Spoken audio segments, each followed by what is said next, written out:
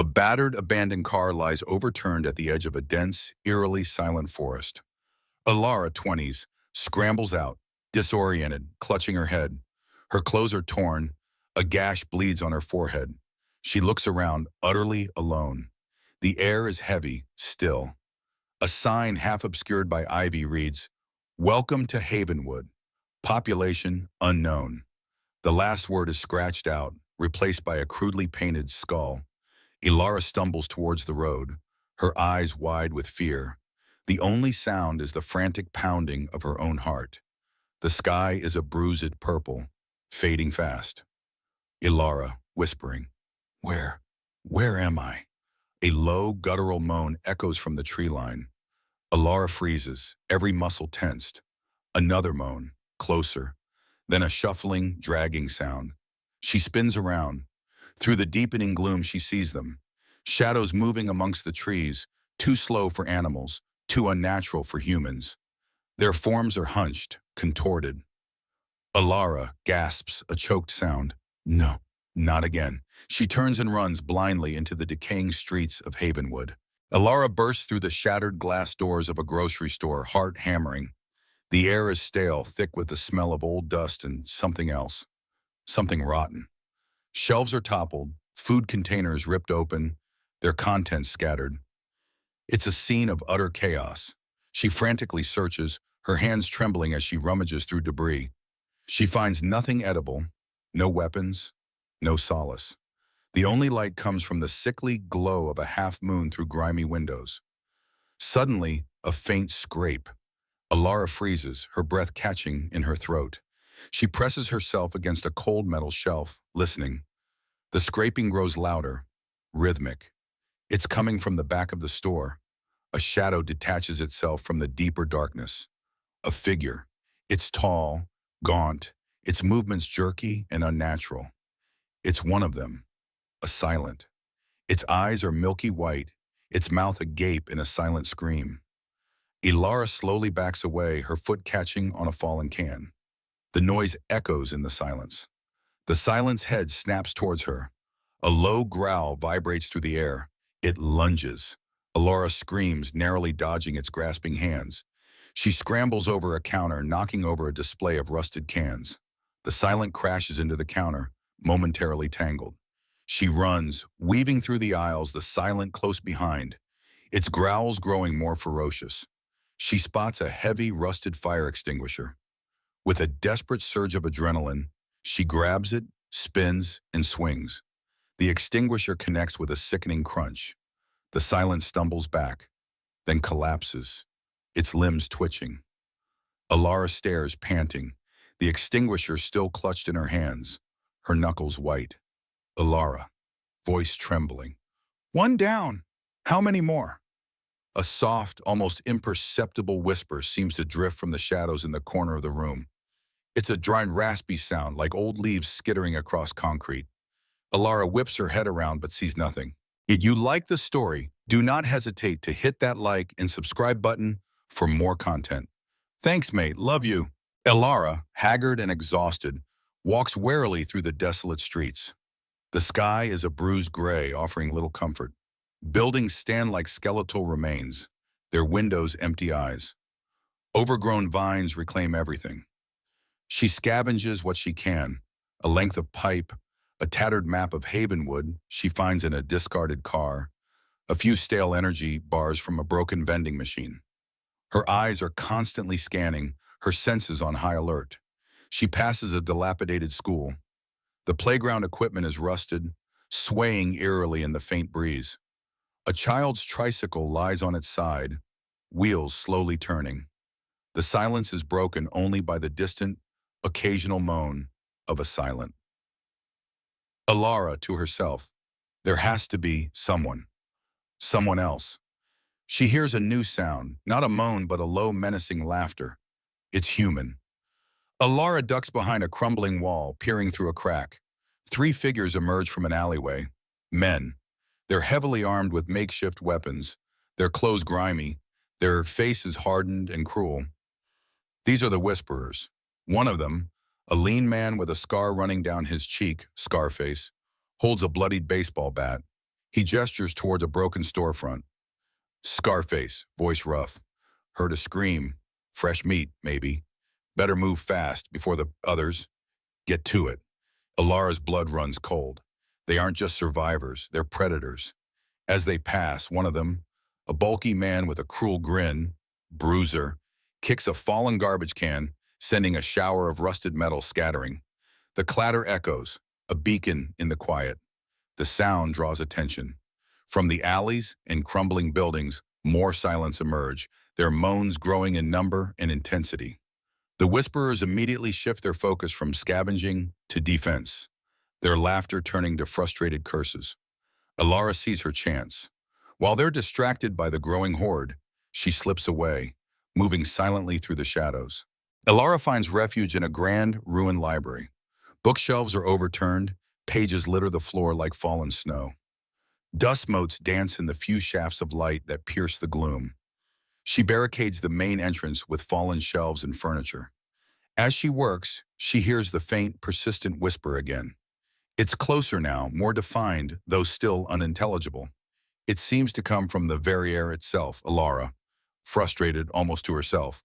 What is that sound? Am I losing my mind? She explores the library, desperate for anything useful. She finds a box of old matches, a small, dull knife, and then, in a hidden compartment behind a loose brick, a worn, leather-bound journal. She opens it. The handwriting is elegant but faded. It details a scientific experiment, a desperate attempt to contain a rapidly spreading contagion. The last entry is chilling. They are no longer human. They are silent. And the city, it has a will of its own. It remembers. As she reads, a low hum begins to resonate through the library. The temperature drops. The air grows heavy. A faint, ethereal glow emanates from the walls. Then a voice. It's ancient, weary, but clear in her mind, not spoken aloud. The elder, Vo. You are not alone, little wanderer. This city, it has seen much. It has consumed much. Alara gasps, dropping the journal. She looks wildly around, seeing nothing. Alara, who are you, the elder, Vo? I am the echo, the memory of Havenwood. And you are a spark in the darkness. They will come for you, the silent, and those who prey on the living. But this city, it can be made to remember. Alara, guided by a desperate intuition and the cryptic whispers, makes her way to the city's central plaza. It's a vast, open space dominated by a towering, crumbling clock tower. The moon is full, casting long, unsettling shadows. She hears them. The growls, the shuffles. Hundreds of silence are converging on the plaza, drawn by something unseen, perhaps the city's own resonance. They surge from every street, a tide of decay. Suddenly, the Whisperers appear. Scarface, Bruiser, and their remaining crew. They've been tracking her. Scarface, grinning, cruel. Look what the cat dragged in. Thought you could hide, little mouse? Alara brandishes the dull knife, her body trembling, but her eyes hardening. Alara, stay back! Bruiser laughs. What's a little blade going to do, girl? We're taking everything you got, and then we'll have some fun. As they advance, a new sound erupts, a high-pitched metallic screeching from the clock tower. The tower itself seems to vibrate. Loose masonry crumbles. The silence, disoriented by the noise, turn their attention to the Whisperers who are caught between the two threats. Alara sees her chance. Remembering the journal's cryptic words about the city having a will, she looks up at the clock tower, a desperate plan forming. Alara, to herself as if speaking to the city, help me, show me how. The elder Vo, the heart of Havenwood, it beats in the heights, awaken it. She scrambles towards the clock tower, dodging both silence and the fighting Whisperers. Bruiser tries to intercept her, but Alara ducks under his arm and slashes wildly with her knife, catching him across the arm. He roars in pain. She reaches the tower entrance, a heavy wooden door. It's chained. Scarface, now realizing her intent, rushes towards her. Scarface, enraged. No, you won't! Alara desperately searches for a way to break the chain. Her eyes fall on a loose, heavy stone. With a primal yell, she heaves it, smashing it against the chain again and again. The metal groans, then finally snaps. She throws open the door and sprints inside, leaving Scarface to face the enraged silence alone. Ilara ascends the spiraling staircase of the clock tower. Dust and cobwebs cling to everything. The metallic screeching grows louder, accompanied by the grinding of rusted gears. She reaches the top chamber. Giant gears fill the space, some frozen, some slowly turning, driven by an unseen force. A control panel, ancient and sparking, stands in the center. Symbols glow faintly on its surface. The Elder's voice, stronger now, resonates directly in her mind. The Elder, Vio. The city sleeps, but it remembers. These are its bones, its voice. Activate the conduits, connect the nodes. Ilara, guided by pure instinct and the ethereal glow of the symbols, begins to interact with the panel. She pushes levers, turns dials. The gears groan louder. The metallic screeching intensifies, vibrating through the entire tower. Outside, the chaos in the plaza escalates. The silence are in a frenzy, drawn by the overwhelming sound and vibrations emanating from the tower. They tear into the remaining whisperers, who are quickly overwhelmed. Scarface lets out a final desperate scream as he is swarmed. The sounds of the city change. The usual moans of the silence are replaced by high-pitched shrieks of pain and confusion. The ground outside begins to tremble. Ilara continues to work, sweat pouring down her face. She connects the last node. A blinding flash of light erupts from the tower. The light subsides. Silence descends. The air is still but different. The pervasive smell of decay is gone, replaced by a strange metallic tang. Ilara emerges from the clock tower, exhausted but triumphant. She looks around the plaza. The silence are gone. Not defeated, but absorbed. Their forms have dissolved into the very fabric of the city, leaving behind only strange, crystalline dust that glitters in the first rays of dawn.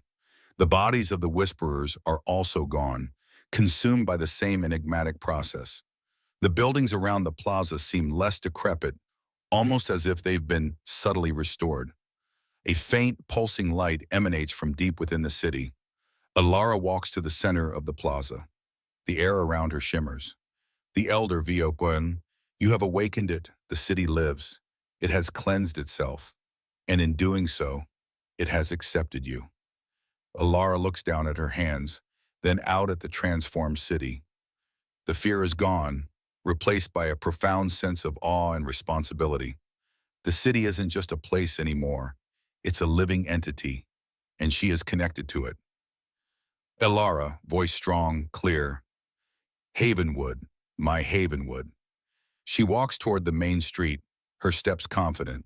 The city stretches before her, quiet, mysterious, and now undeniably hers.